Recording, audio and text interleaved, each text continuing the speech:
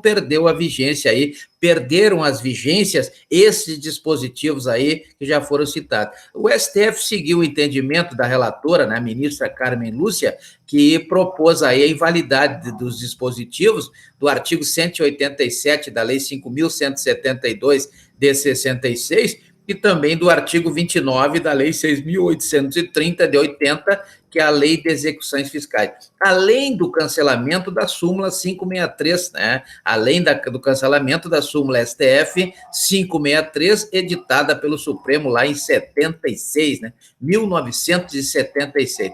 Então, a DPF 357, né? Houve aí uma alegação quanto às normas, né, que deveriam ser impugnadas, porque elas prejudicavam a recuperação da dívida ativa e as contas dos governos locais, estaduais, municipais e do Distrito Federal. O concurso de preferência estabelecido violava ainda o Pacto Federativo, né? Ou havia uma violação ao Pacto Federativo. Então, requereu-se aí nessa questão aí a declaração da não recepção pela Constituição atual, pela Constituição de 88, e assim o STF decidiu na DPF 357. A Procuradoria-Geral da República se manifestou pela improcedência do pedido, né, mas porque entendia que o tratamento prioritário concedido à União, ao contrário de ofender o princípio federativo, dava, na verdade, efetividade quando ela permitia que os recursos arrecadados fossem empregados na correção dos desequilíbrios regionais, que é um preceito fundamental previsto lá no artigo 3º da Constituição Federal. Então, essa discussão aí não era nova no STF, né? Existia já nas constituições anteriores, as constituições brasileiras não comportavam, até a emenda número 1 de 69, norma que poderia impedir aí a discriminação, né, entre os entes federados. Então, não existia. Surgiu a partir da emenda constitucional número 1 de 69, né, o que viabilizou durante longo período esse chamado concurso de preferência da União perante os outros entes e a prevalência, né, de uns entes federados sobre os outros, isso violando aí o princípio do federalismo, não é verdade? Nós temos aí também uma questão bem obter dicto, né? Bem obter dicto, como Core contextualizou a ministra Carmen Lúcia, né? Traçou aí um histórico do federalismo, que vem lá das décadas de 60, 70, né? 2 décadas aí, 60 e 70, que moldaram a formulação em 76 da súmula 563, o que não existe mais hoje esse tipo de contexto, né? A interpretação indicava aí a preferência da União na execução fiscal como compatível com o texto constitucional vigente na época, né? Na época era assim, existia outro contexto diferentemente do que se vive hoje. Hoje surgiu aí uma nova ordem constitucional, né? O tema é bastante sensível e merece ser, logicamente, reapreciado, mas à luz das normas constitucionais inauguradas pela Constituição de 88, né, como falou aí a ministra. Após a promulgação da Constituição Federal de 88,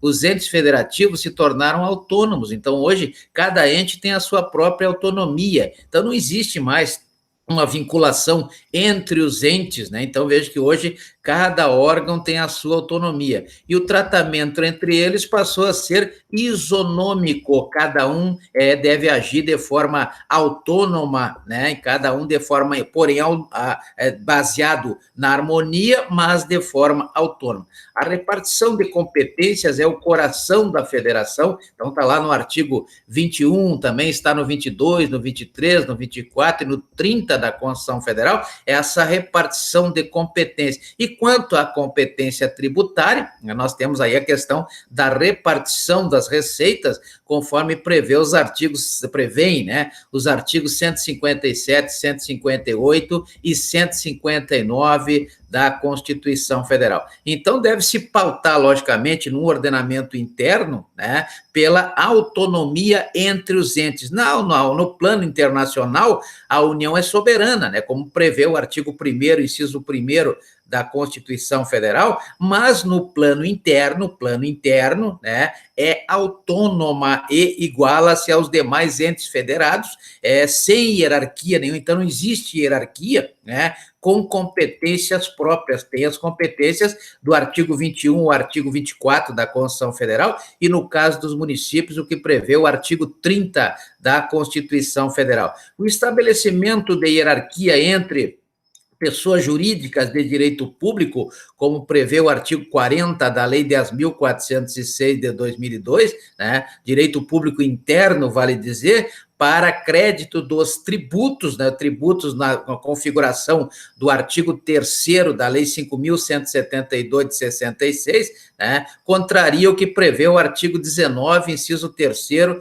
da Constituição Federal, artigo esse que proíbe à União e aos demais entes federativos, dentro da organização político-administrativa do artigo 18 da Constituição Federal, criar preferências entre si, como prevê o inciso 3º do artigo 19 da Constituição Federal. Então, seguiram esse entendimento favorável, né, a ministra Rosa Weber, que foi depois os ministros Nunes Marques, Alexandre de Moraes, Edson Fachin, foram oito que decidiram aí favorável, né, e houve, logicamente, divergência aí no caso, por exemplo, o ministro Dias Toffoli, né, ele pediu para que a ação fosse julgada totalmente improcedente, né, uma vez que ele elencou alguns casos em que a União é prestigiada na dimensão fiscal do Pacto Federativo. Ele defendeu, então, um julgamento totalmente improcedente. Já a receita decorrente de diversos tributos federais, né, partilhadas entre a União, nos termos do artigo 157 da Constituição Federal, também do artigo 158 e também do 159, onde há ênfase aí aos chamados fundos, né? Fundo de participação dos municípios, fundo de participação dos estados de Distrito Federal, e também o sistema, o Simples Nacional, lá do artigo 12 da Lei Complementar número 123 de 2006. Então, existe aí uma questão de partilhamento de receita tributária entre os entes, né, dentro da organização político-administrativa. Então, nós temos aí, por exemplo, a arrecadação do imposto sobre a renda retido na fonte, né, conforme prevêem os artigos 157, inciso 1º, na questão dos estados, e o artigo 158, inciso 1º, na questão dos municípios, né? Temos aí também a arrecadação por exemplo, aqui o IPVA. IPVA é o imposto de competência do Estado, está lá no artigo 155, inciso 3º da Constituição Federal, e aqui no Estado do Acre é regulado pela Lei Complementar número 114 de 2000, né? Nós temos lá essa previsão aí dessa repartição no artigo 158, inciso 4º da Constituição Federal. Então, veja que existe aí, logicamente, uma explicação quanto ao imposto de renda, está previsto também no decreto 9.580 de 2018, tem aí várias situações aí em que há repartição, o IPI também está no artigo 159, inciso 2º, e assim eu poderia citar vários importantes que estão lá nos artigos 157, 158 e 159 da Constituição Federal. Já o ministro Gilmar Mendes, ele julgou a ação já parcialmente, não totalmente, né, mas parcialmente procedente,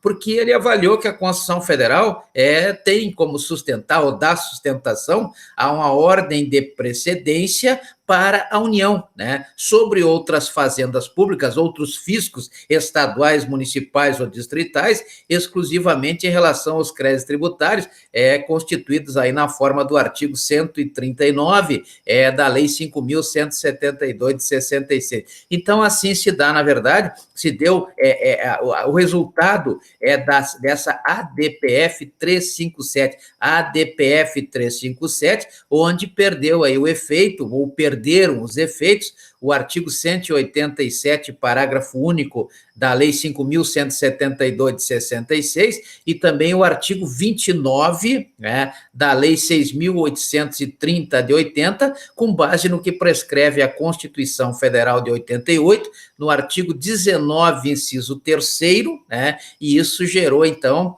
a não recepção desses dispositivos pela Constituição de 88, nos termos do que prescreve o artigo 146 da Constituição Federal. Então, veja que esses dispositivos perderam a vigência em função do que prescreve o artigo 19, inciso 3º da Constituição Federal.